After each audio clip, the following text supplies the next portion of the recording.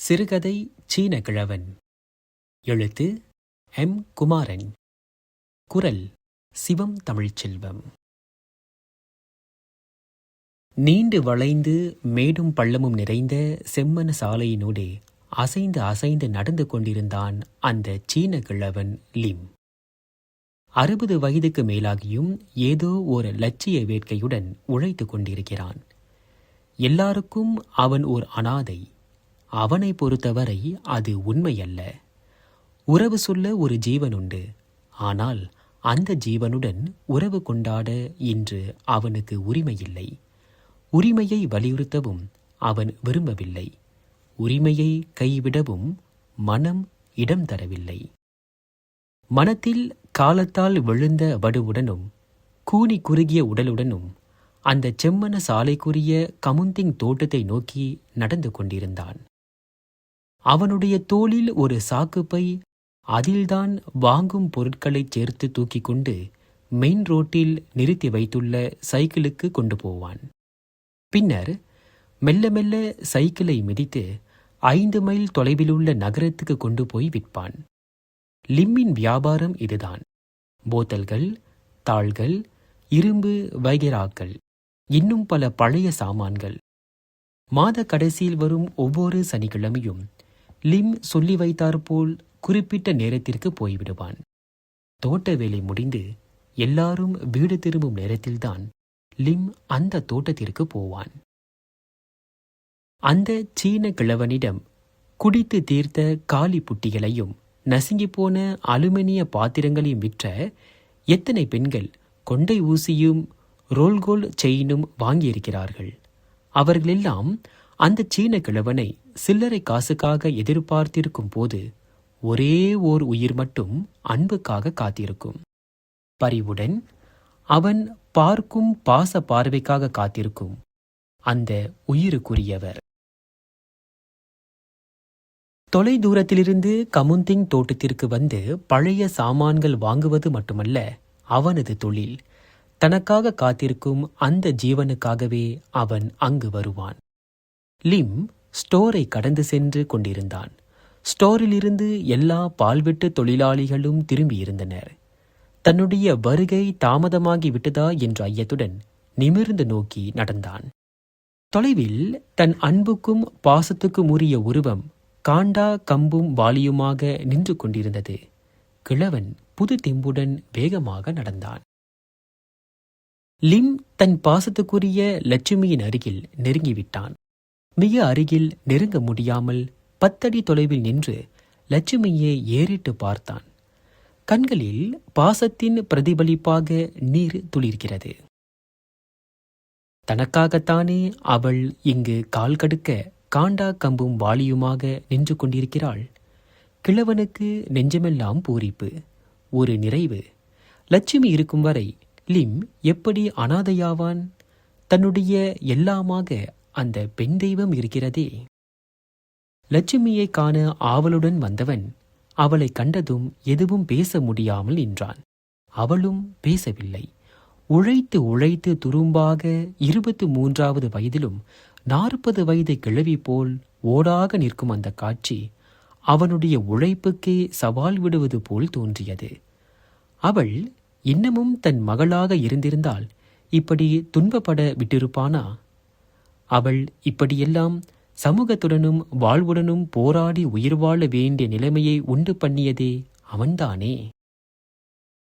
யாரோ தொலைவில் வருவது தெரியவே லட்சுமி புன்னகையுடன் அகன்றாள். கண்களில் ஊறிய கண்ணீர் வற்றாமலும் உதிராமலும் இமைக்குள் தொக்கி நின்றது. லிம் அவள் போவதையே நோக்கிக் கொண்டிருந்தான். லட்சுமியும் அடிக்கு ஒரு தரம் திரும்பி பார்த்து கொண்டே சென்று மறைந்தாள். இப்படி இன்று மட்டுமல்ல, கடந்த ஓராண்டு காலமாக மாதந்தோறும் இதே நிலைதான். ஒரு தடவை பேசியிருக்கிறான், பின்னர் பேசியதில்லை. பேச வேண்டாம் என்று கேட்டுக்கொண்டவளே லட்சுமிதான். காலத்தால் அழிக்கப்பட்ட உறவை புதுப்பிக்க வேண்டாம். அது நடக்கக்கூடாத ஒன்று. அதை சமூகமும் ஏற்காது. அதற்கு அஞ்சியே இருவரும் சூழ்நிலைக்கு ஏற்ப நடக்க வேண்டியுள்ளது. அந்த நிலைமையை ஏற்படுத்தியவன் இதே லிம்தான். ஏறத்தாழ 23 ஆண்டுகளுக்கு முன் லிம்மின் 6வது குழந்தையாக பிறந்தவள் இந்த லட்சுமி இன்று தமிழ் பெண்ணாக வளர்ந்துவிட்டாள். அன்று வறுமையின் பிடியிலிருந்த போது தான் பணிபுரிந்த தானரதா தோட்டத்திலேயே குப்பம்மாள் என்ற விதவைக்கு விற்றுவிட்டான் லிம். 2வது உலகப்போர் ஓய்ந்து கொண்டிருந்த அந்த நாளில் வயிற்று கஞ்சிக்காக விற்றான். ஜப்பான்காரன் ஆட்சி அஸ்தமித்த பின் லிம்மின் மனைவி இன்னொருவருடன் சகவாசம் கொண்டு 5 குழந்தைகளுடன் சென்று விட்டாள். எல்லாவற்றையும் இழந்த லிம் தனரதா தோட்டத்தை விட்டு சென்று பைத்தியக்காரனைப் போல் அலைந்தான். 5 ஆண்டுகள் அலைந்து திரிந்தும் தம் மனைவி மக்களே காண கிடைக்காமல் விற்றுவிட்ட தன் செல்வத்தை காண தனரதா தோட்டத்திற்கே வந்தான். குப்பம்மாளிடம் ஒரு தமிழ்ச் சிறுமியாக லட்சுமியாக வளரும் தான் பெற்ற விற்ற குழந்தையை கண்ணார கண்டான். தன் நெஞ்சத்துள் திளைத்தெழும் பாசத்தை அந்த குழந்தையிடம் பொழிய துடித்தான். சில நேரங்களில் குழந்தையை ஏன் விற்றோம் என்ற நினைவு வரும்போது யாருக்கும் தெரியாமல் மனச்சுமை குறையும் மட்டும் அழுவான். தன்னுடையது என்று நினைத்திருந்தது எல்லாம் இழந்த பின் இன்னொருவருக்கு கொடுத்ததில் ஆசை வைக்கலாமா? தான் பெற்ற குழந்தையாக இருந்தென்ன செய்வது? பிச்சை போட்ட காசு தன் காசாக இருந்தாலும் பிச்சைக்காரனிடமிருந்து திரும்ப பெற போட்டவனுக்கு என்ன உரிமை இருக்கிறது? ஒன்று மட்டுமே அவனால் செய்ய முடிந்தது. குழந்தைக்கு தேவையான எல்லா பொருட்களும் வாங்கி கொடுத்தான். அதுவும் எத்தனை நாளைக்கு? ஒரு நாள் குப்பம்மாள் மனந்திறந்து சொல்லிவிட்டாள். பாசத்தின் பிரதிபலிப்பை குப்பம்மாவால் உணர முடிந்திருந்தாலும் தன் குலக்கொழுந்தாக தன்னுடைய வாரிசாக வளரும் குழந்தையிடம் அவன் பாசங்காட்டி மனதை கெடுப்பதற்கு இடங்கொடுக்க முடியுமா? அவன் வீட்டுக்கு வந்து பார்ப்பதையும் செல்லங்காட்டுவதையும் எப்படி பொறுத்து கொள்ள முடியும்? லிம் எதுவும் பேச உரிமையற்றவனாக விலகி இருந்துவிட்டான். லட்சுமி ஓடி விளையாடுவதையும் வளர்ப்பு தாயுடன் போவதையும் வருவதையும் பார்த்து பார்த்து ஏக்க பெருமூச்சு விடுவான். அந்த அழகான குழந்தையாவது தன்னிடம் இருந்திருக்க கூடாதா? லிம்முக்கு நாளாக நாளாக மனத்தில் இதே வேதனை அதிகரித்தது.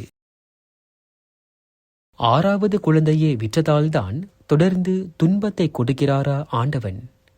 5 குழந்தைகள் பாரமானதால்தானே 6வது குழந்தையை விற்க மனந்துணிந்தது. இன்னும் பெற்றுத்தர வேண்டியவளும் பாரமாக இருந்த அந்த 5 குழந்தைகளும் இப்போது எங்கே? லட்சுமியை பார்த்து கொண்டிருந்தால் நெஞ்சில் பல வேதனைகளும் விரக்தியும் தோன்றும் என்பதால் அந்த தோட்டத்தையே விட்டு வேறு தோட்டத்துக்கு போய்விட்டான். போன பின்னும் தன் இரத்தத்தில் பிறந்த மகளை காண 2-3 மாதங்களுக்கு ஒரு முறை அந்த தோட்டத்திற்கு சென்று பக்கத்து வீட்டிலிருந்து கொண்டு லட்சுமியை பார்ப்பான். அப்படி பார்ப்பதிலேயே தன் வாழ்நாளின் ஒரு பகுதியை கழித்தான். லட்சுமி வளர்ந்தாள். வளர்ந்து சுய அறிவும் வந்ததும் பக்கத்து வீட்டிலுள்ளவர்கள் 2-3 மாதங்களுக்கு ஒருமுறை வரும் அந்த சீனன்தான் அப்பா என்பதை சொல்லிவிட்டார்கள். லட்சுமி அதை பெரிதுபடுத்தாவிட்டாலும் பருவம் எய்திய பின் தன்னை விற்ற பின்னும் பாசத்தால் உந்தப்பட்டு பார்க்க வரும் அந்த சீனனிடம் லட்சுமிக்கு அனுதாபம் துளிர்விடத்தான் செய்தது. வெறும் அனுதாபம் மட்டும். லட்சுமி அனுதாபத்துடன் பார்க்கும் பார்வை அவனை மேய்ச்சில் இருக்கச் செய்யும். தன்னை இனங்கண்டு கொண்டாலே தன் மகள். விற்றாலும் வேறிடத்தில் வளர்ந்தாலும் தமிழ் பெண்ணாக வளர்ந்தாலும் எல்லா உயிர்க்குமுள்ள இரத்த பாசம் இருக்கத்தானே செய்யும். லட்சுமியின் வளர்ப்பு தாய் குப்பம்மாள் அம்மை நோயால் பாதிக்கப்பட்டு இறந்து விட்டாளாம். அதன்பின் லட்சுமியை தோட்டத்தில் உள்ளவர்களெல்லாம் சேர்ந்து முனவன் முனியாண்டிக்கு கல்யாணம் செய்து விட்டதும் அவன் எங்கோ அழைத்துச் சென்று விட்டான் என்பதையும் அறிந்து மிகவும் வேதனைப்பட்டான். தன் அன்பின் சின்னமாக இருந்த ஒரே ஒருத்தி அந்த மகளை கண்டு மனதில் எழும் பாச வெறியை தணித்ததெல்லாம் இனி ஏது? இனி யாரிடம் அன்பு காட்டுவது? பக்கத்தில் உள்ள தோட்டங்களுக்கெல்லாம் சென்று விசாரித்தான். அன்பிற்குரிய அந்த ஜீவனை காண முடியவில்லை. அவள் எங்கு போனாலோ, என்ன துன்பத்தில் இருக்கிறாளோ, அவள் எங்கிருந்தாலும் நலமாக வாழ வேண்டும். அதுதான் லிம்மின் ஆசை. லட்சுமியை ஒவ்வொரு நாளும் நினைத்து மனமுருகினான். லட்சுமியிடம் இடைக்காலத்தில் வளர்ந்த பாசம் மனைவியையும் 5 பிள்ளைகளையும் மறக்கச் செய்துவிட்டது. இனி ஒரே ஒருத்தி அவளை இறப்பதற்குள் காண கொடுத்து வைத்து விட்டாள். வயதான பின் லிம் பழைய சாமான்கள் வாங்கி விற்கும் தொழிலில் ஈடுபட்டான். அதில் கிடைக்கும் வருவாயை கொண்டு 5000க்கு இன்சூரன்ஸ் பாலிசி எடுத்தான். ஏதோ ஒரு நம்பிக்கையில் மாதம் தவறாமல் பணம் செலுத்தி வந்தான். பழைய சாமான் விற்கும் தொழில் ஈடுபட்ட பின் ஒரு நாள் கமுந்திங் எஸ்டேட்டுக்கு சென்றபோது லட்சுமியை கண்டுவிட்டான். 4 ஆண்டுகள் தேடியும் கிடைக்காத செல்வம் கண்ணெதிரே உருக்குலைந்து நிற்பதைக் கண்டு மனமுருகி அழுதான். லட்சுமியிடம் அவன் சொன்ன வார்த்தை, நான் வாழ்வது உனக்காக. அதை கேட்டபோது லட்சுமி கண்கலங்கி போனாள். தனக்காக அந்த சீன கிழவன் வாழ்கிறானா? 4 ஆண்டுகளுக்கு முன் வெறும் அனுதாபத்துடன் பார்த்தவள் அன்று உண்மை பாசம் மிளிர பார்த்தாள், மிகுந்த பாசத்துடன். லிம் அந்த தோட்டத்தில் விசாரித்த வரைக்கும் லட்சுமியை பற்றி கிடைத்த செய்திகள். 3 குழந்தைகள் இருக்கின்றனவாம். லட்சுமி பால்மரம் வெட்டிதான் முடவனான கணவனை காப்பாற்ற வேண்டுமாம். அவன் மனைவி சம்பாதித்ததை குடித்து தீர்ப்பானாம். அவனிடம் சொல்லாமல் வெளியே போனால் நைய புடைப்பானாம். இதையெல்லாம் அறிந்து தான் விற்ற மகளின் துயர வாழ்க்கைக்காக இறங்கினான். வேதனைப்பட்டான். வேறு என்ன செய்ய முடியும்? எந்த வகையில் லட்சுமிக்கு உதவுவது? பணம் கொடுத்தால் சந்தேகப்படுவார்களோ? லட்சுமிக்கு எதுவும் உதவ முடியாவிட்டாலும் அவளை காண விரும்பியே மாதம் ஒரு முறை அந்த தோட்டத்துக்கு போவான். அதை அவளும் எதிர்பார்ப்பாள். சந்தித்தால் இருவரும் எதுவும் பேசிக்கொள்வதில்லை. கண்களால் தம் மன உணர்ச்சிகளை பரிமாறிக்கொண்டு விடை பெறுவார்கள். லட்சுமியை போயும் போயும் ஒரு முடவனுக்கு கட்டி வைத்து விட்டார்களே என்று நினைத்து வருந்துவான் லிம். ஒரு நாள் லட்சுமியை பார்த்த பின் வியாபாரத்துக்கு போன வீட்டில் எதிர்பாராமல் முனியாண்டி லிம்மை அடையாளம் கண்டு கொண்டு ஏதேதோ சொல்லியிருக்கிறான். முனியாண்டி தனராத்தா தோட்டத்தில் இருந்தபோது லிம் வந்து போவதை அறிந்திருந்தான். அதனால் முடியும் மட்டும் இந்த தோட்டத்துக்கு வரக்கூடாது என்று லிம்மிடம் சொல்லி வைத்தான். லிம் சரியென்று ஒப்புக்கொண்டாலும் அதை அவனால் நிறைவேற்ற முடியவில்லை. லட்சுமியும் லிம்மும் சேர்ந்து பேசுவதோ பழகுவதோ அந்த தோட்டத்தில் உள்ளவர்கள் அறிந்தால் சந்தேகப்படக்கூடும் என்பது முனியாண்டியின் எண்ணம். அவனுடைய எண்ணத்தையும் மீறி பாசம் வெற்றி நடை போட்டது. மாதா மாதம் தன் மகளை காணவே லிம் வருவான். குறிப்பிட்ட இடத்தில் லட்சுமி நின்றிருப்பாள். இருவரும் ஒருவரையொருவர் பார்த்து கொள்வார்கள். இன்றும் அவர்கள் சந்தித்து பிரிந்தார்கள். அடுத்த மாதமும் சந்திப்பார்கள். மாதம் 1 கடந்தது. லிம் சாக்கு பையுடன் அதே செம்மண சாலையினூடே நடந்து கொண்டிருந்தான். மனைவிதானத்தில் மகிழ்ச்சி நிரம்பிய உணர்வு, உடலில் ஒருவித தெம்பு. தன் மகளை காண ஆவலுடன் நடந்தான். குறிப்பிட்ட இடத்தை நெருங்கிவிட்டான். அவளிடம் இன்று மகிழ்ச்சியான ஒரு செய்தி சொல்ல வேண்டும். அதை கேட்டதும் லட்சுமி மகிழ்வாள். மனம் விட்டு மகிழ்வாளா? இல்லை, சொல்ல முடியாது. ஒரு கால் அதிர்ச்சியையும் தரலாம். குறிப்பிட்ட இடத்தில் வழக்கமாக நிற்கும் லட்சுமியை அன்று காணோம். லிம் துணுக்குற்றான். மனத்தில் ஏதேதோ எண்ணங்கள் சுழல ஆரம்பித்தன. லட்சுமியை காணோமே, ஏன்? உடல் நலம் பாதிக்கப்பட்டிருக்குமா? அப்படி இருந்தாலும் எப்படி போய் சந்திப்பது? முனியாண்டி முரடனாயிற்றே. சோர்ந்து போன உள்ளத்துடனும் தளர்ந்து போன உணர்ச்சியுடனும் லயத்தை நோக்கி நடந்தான். இனி என்றைக்குமே தனக்கு முகத்தை காட்டாமல் இருந்து விடுவாளா? சமூகத்துக்கு அஞ்சி அப்படி ஒரு முடிவுக்கு வந்துவிட்டாளா? லயத்திலே ஒரு வாடிக்கை வீட்டின் முன் உலகத்தையே பறி கொடுத்தவன் போல் நின்றான். சில்லறை காசுக்காக அந்த வீட்டுக்காரி 4-5 புட்டிகள் கொண்டு வந்தாள். சீன கிழவன் அதை பரிதாபத்துடன் பார்த்து, வேண்டாம், குடிக்க கொஞ்சம் தண்ணீர் என்று செய்கையிலே காட்டி வாசலுக்கு முன்னுள்ள தூணில் சாய்ந்தான். ஒரு சில வினாடிகள்தான் கடந்திருக்கும். வீட்டுக்காரி தண்ணீர் கொண்டு வந்தபோது அந்த சீன கிழவன் விழி செருகி கீழே சாய்ந்திருந்தான். வீட்டுக்காரி அலறிவிட்டாள். கூட்டம் கூட ஆரம்பித்து விட்டது. லட்சுமிக்கும் செய்தி எட்டியது. ஐயோ பாவம், அந்த போத்தல்கார சீன கிழவன் செத்துப்புட்டானடி என்று பக்கத்து வீட்டு மாரியாயி வேடிக்கை பார்க்க போகும் முன் சொல்லிவிட்டு சென்றாள். லட்சுமி உள்ளத்துக்குள் அழுதாள். முனியாண்டி அவளையே பார்த்து கொண்டிருந்தான். பொங்கி வரும் துயரத்தை அவளால் நிறுத்த இயலவில்லை. நான் போய் பார்த்துட்டு வரட்டுங்களா? போயேண்டி போ, உன் அப்பங்கிறத ஊருக்கெல்லாம் சொல்லிட்டு வா, மானம் கெட்டவளே, தூ. லட்சுமி ஒன்றும் பேசவில்லை. மனதுக்குள் கேவி கேவி அழுதாள்.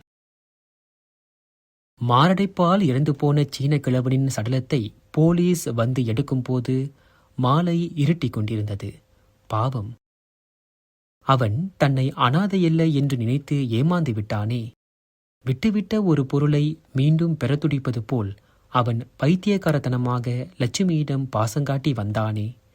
உரிமை இல்லை என்று அறிந்த பின்னும் அவன் பாசங்காட்டினான். வாழ்க்கையில் எல்லாவற்றையும் இழந்த பின் கண்ணெதிரே காணும் லட்சுமியிடம் அவன் மௌனம் பாசங்காட்டினான். யாரிடமும் லட்சுமியை தான் விற்ற மகள் என்று சொல்லவில்லை. அதற்காக உரிமையை சமுதாயம் அங்கீகரிக்காவிட்டாலும் இயற்கை அதை மீறி சென்றுவிட்டது. இன்று லட்சுமியின் வாழ்க்கை வளம் பெற அவன் தன் இரத்தத்தை நீராக்கி இன்சூரன்ஸ் கட்டினான். அந்த பணம் லட்சுமிக்கு சேர வேண்டும் என்று எழுதியிருக்கிறானே. உலகம் உறவு முறையில் ஏற்காவிட்டாலும் அன்பளிப்பு என அதை ஏற்காதா? அப்பாவியாக தூய மனத்தினனாக லட்சுமியிடம் பாசங்கொண்டு வலம் வந்த அவனின் முகத்தை இறுதியாக காண லட்சுமிக்கு கொடுத்து வைக்கவில்லை. கணவனால் தடுக்கப்பட்டு விட்டாள். ஆனால் லட்சுமியின் பேரில் இன்சூரன்ஸ் பணம் வரும்போது அதை அவளுடைய கணவன் தடுப்பானா?